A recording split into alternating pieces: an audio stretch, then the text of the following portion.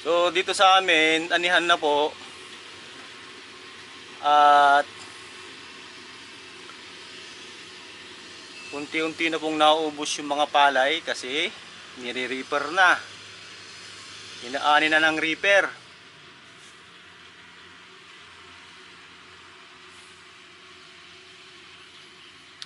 Ngayon, tingnan nyo ang ginagawa ng mga magsaka oh.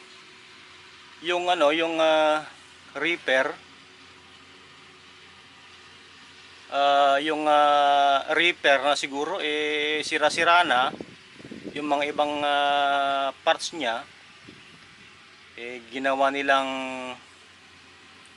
pang lalagyan ng mga naani, mga isang kaban, 10 kaban. Yun para mabuhat nila. Iaahon sa bukid. Ayan oh. Reaper din yung ginagamit nila pero yung inalis nila yung ibang gamit ng reaper oh. Kumbaga sa Ilocano ginawang pangkaryada yung reaper. Ito. Ayan, nagkakaryada sila.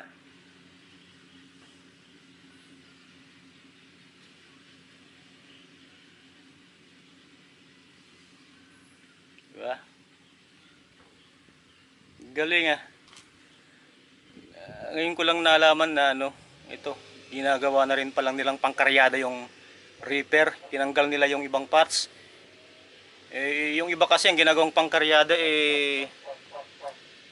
kalabaw.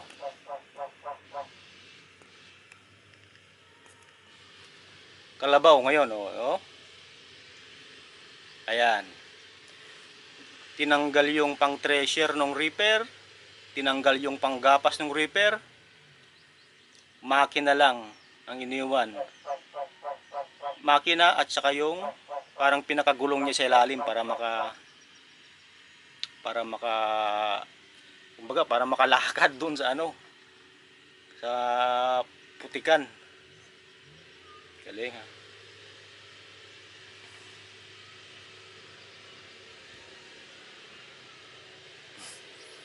Ayan.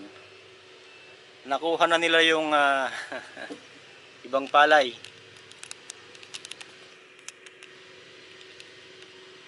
Ilang kaban nakuha na nila at palabas na sila. Ipupunta na nila sa daanan sa kung saan kukunin ng sasakyan yung mga kaban-kaban na binuhat nila. Ayun, palis na sila. Ayan oh.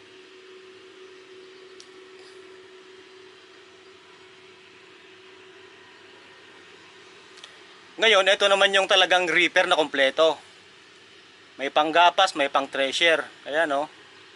Ayan. Galing oh, di ba? Ayan. Umalis na rin. Tapos na silang mag-reaper. Reaper lang yung naiiwang Ayan, yung may pang thresher, may panggapas. Ayan.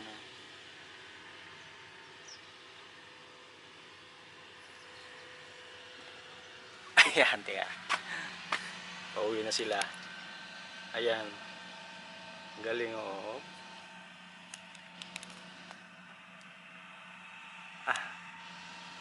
Ayan.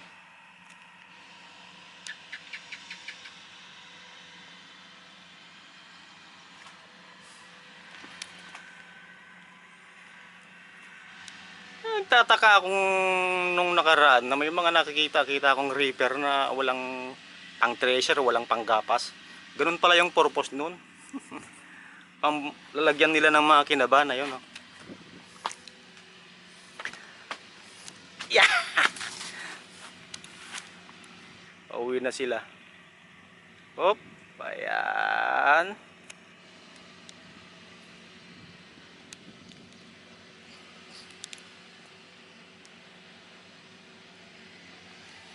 Asan yung isa?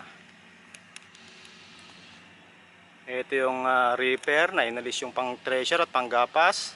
Ginawa nilang pambuhat ng mga kinabahan. Ang daming nabuhat oh. Daig niyan yung yung kalabaw. Daig niyan yung kalabaw, di ba? Oh. Galing ha. Wow! Umangat na ganun. Tapos naman, teka lang, nadidistract yata sila.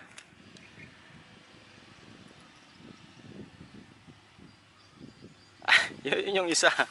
Umuwi na yung isa. Nakakatakot, parang matutumba eh.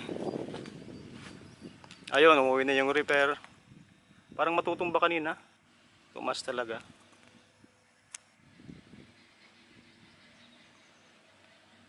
Ayan, pauwi na sila. Yun isa, op. Parang matutumba. Pag nilalampasan niya yung pilapil, parang matutumba eh. Pero malakas, hindi natumba ah. Umaangat talaga yung ano eh. Gagi. Sensya na po. Baka mamaya nakikita nilang ibinibideo ko sila, baka ma-distract sila eh. Ayan o, paakyat na sa irrigation yung isa. Oops, yeah.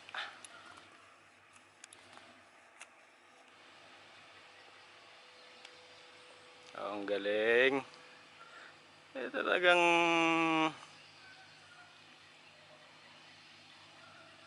ang pag-aani na ngayon dito sa amin eh, hindi na nahihirapan yung mga tao eh. Kaya lang yung iba nawawalan ng trabaho, hindi nga nahihirapan yung mga tao, kaya yung iba, kaya lang yung mga iba nawawalan naman ng trabaho kasi hindi na nagkakaryadang ginagamit na mano-mano. Ayun na sila oh. Tapos na.